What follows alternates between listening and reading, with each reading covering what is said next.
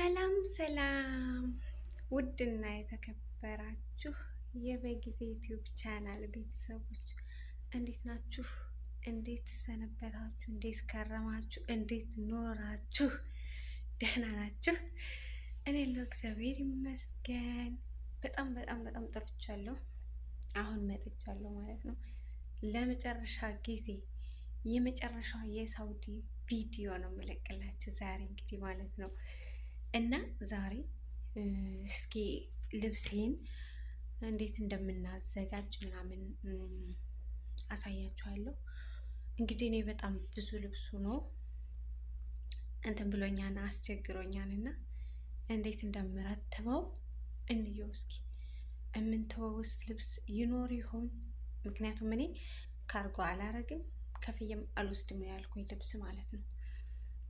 በጣም ብዙ ነው እንግዲህ 7 ዓመት ሙሉ የተጠራቀመ ልብስ ነው ያለኝና አንዳንዴ ልብስ አታብዙ፣ ልብስ አትግዙ እያሉን ሰዎች እየሰማን ማለት የሚሄዱ ሰዎች ማለት ነው። አንሰማም ከኔ ጀምሮ እንግዲህ እኔም አልሰማሁም።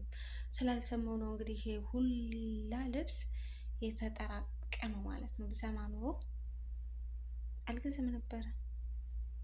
ግን ደግሞ እድሜ ይሄ ሺኤን ለሚባል ነገር ሳይ ውይይችን አሁን ግን ደልቼ ስንት አመት ሊሆነኝ ነው ደልቼ አርፍ ያለው ግን 4 አመት የማይሞላው እሱስ እና ይሄ ሺኤን እያለ በቃ ስል እኔማ እኮ ልብስ የለኝም ነበር ልብስ የለኝም ጓደኞቼ። እኔ የምፈቅደውን ብቻ ነው ይዤ የምሄድና ከፈለጋችሁ ይዤላችሁ እሄዳለሁ እያልኳቸው ነበረ። አሁን ግን የኔን የሚወስድልኝ እያልኩ ነው ማለት ነው። እና እንደዚህ አይነት ነገር አይጣልባችሁ 6 ኪሎ ብቻ ነው የሚፈቀድ። ከዛ 7 ኪሎ በእጅ የምትያዘዋለች እሷ ብቻ ናት። የኔ ግን ከ60 እና ከ70 ኪሎ በላይ ነው ልብሴ ማለት ነው። እና እንግዲህ እስኪ ያሰብኩበት ነው።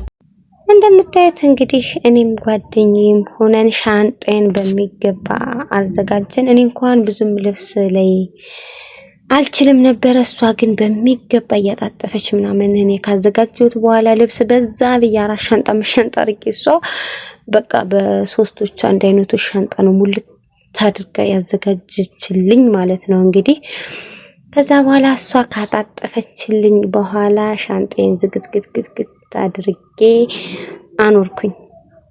በምታዩት መልኩ እንግዲህ ስተርተር ብሎ ተቀምጧል። ግን ልብስ ትንሽ ነው ስንል በጣም ብዙ እንደሚሆንና ብዙ ልብስ እንደሚቀር ተገንዝቤያለሁ። ከዛም ቀጥታ እንግዲህ ወረቀቴን ለማስተካከል ጉዞ ነው የጀመርኩኝ።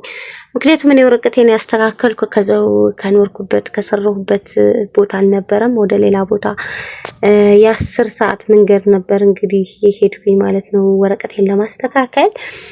ይሄ እንደምታዩት በጉዞ ላይ ሆነን ስናርፍ የተነሳሁት ነው። ከዛ ወደ ሪያድ ገባንና የምታዩት ከተማ እንግዲህ ሪያድ ናት። ከደማም ሪያድ ነው ሄድን ቀጥታ። ከዛ እኔ መንገድ ላይ እንግዲህ እስኪ ልቅረጸው መሰናበቻ አይደለም ወይ ሀገር ብዬ እየቀረጽኩኝ ነበር እየሄድኩ ነበርኩ። ከተማዋ በጣም ነው የምታምር ሪያድን እንግዲህ ወደ 3 ጊዜ ሄድኩባት። መጨረሻውን እንዲሁ መሻገሪያ መንገድ ላይ ያረኳት እንግዲህ ሪያድ በጣም ታምር ነበረ። በማታ በጣም አብሶ በጣም ታምራለች። መብራቷ ምናምን ሲያብረቀርቅ በመታየት ውብ ሆና እየሄድን እንግዲህ መንፈሳችን እያደስን ከተማዋን እያየን በዚህ መልኩ ተጓዝን። ጉዞ ደስ ይላል እንግዲህ ፈጣሪ ወደደው ሆኖ ይሄን ያህል ተጓዝኩኝ። ከተጓዝኩት ጉዞዎች እንግዲህ በጣም የወደድኩት ጉዞ ነው። ምክንያቱም ሀበሻ ጋር ነበረ።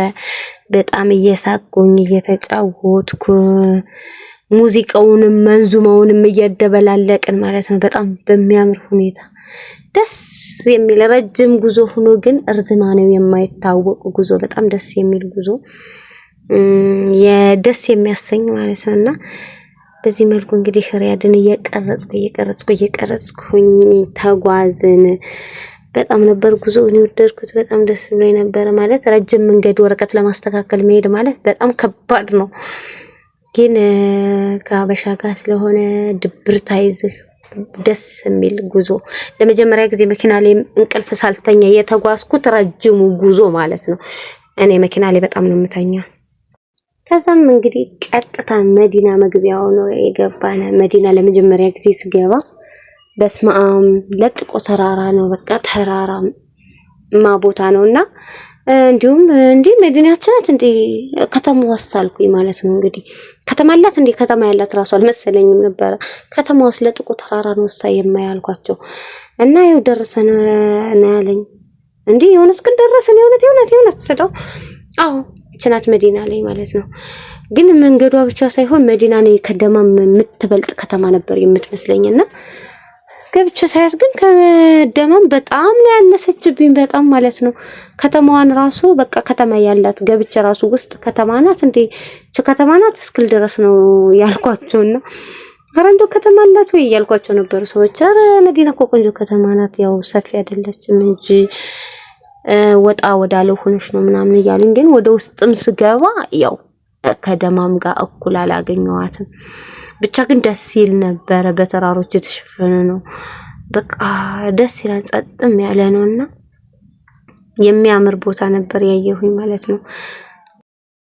ቀጥታ ኤምባሲ ነው የገባን። ከዛ ኤምባሲ እንግዲህ የኢትዮጵያ ኤምባሲ ግማሹ ልጁን ይዞ ግማሹ ራሱ ጥልቅልቅልቅ ያለ ነበር። በደማም አይነት ሳይው በጣም ብዙ መስሎኝ ነበረ። ግን እዛ የሚኖሩት አረ እንደውም ዛሬ ቀላል ነው ሰው ከሰው እኮ አይታይም ነበረ ምናምን አሉ።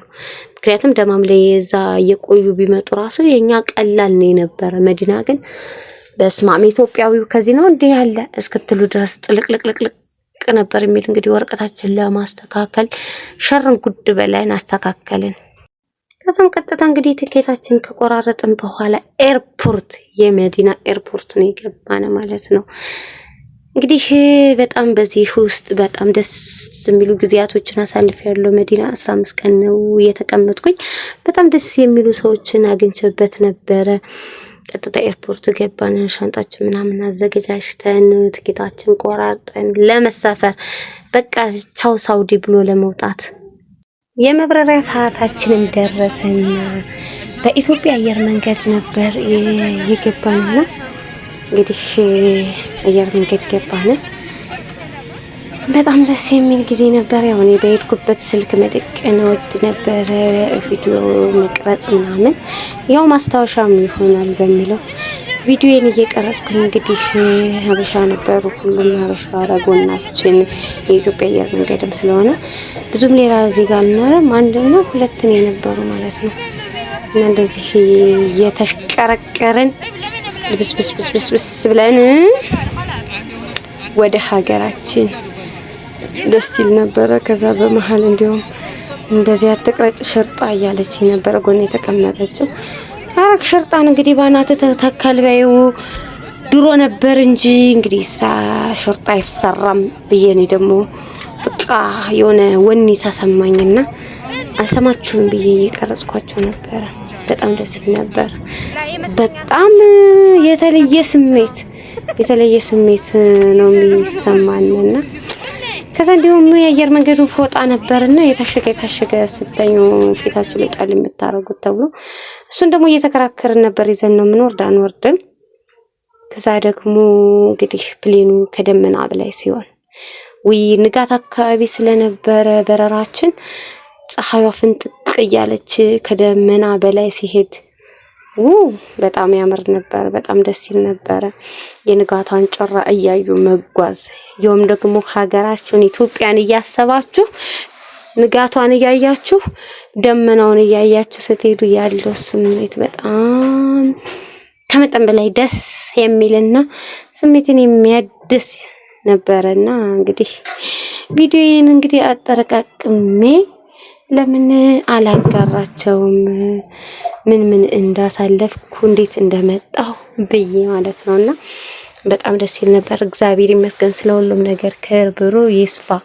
በቀጣይ ቪዲዮ ግን ኢትዮጵያ ስገባ ቤተሰብን ሳገኝ እንዴት እንደነበረ እንዴት እንደተቀበሉኝ ማሳያችሁ ይሆናል። ለዛሬው ያመጣሁላችሁ ቪዲዮ ይሄን ይመስል ነበር። በቀጣይ እስከምንገናኝ እንግዲህ ሰላም ቆዩልኝ። ቪዲዮ ላይክ ማድረግ እንዳትረሱ፣ ሼር ማድረግ እንዳትረሱ፣ እንዲሁም ሰብስክራይብ ያላደረጋችሁ ቻናሉን ሰብስክራይብ በማድረግ ቤተሰብ ሁኑ።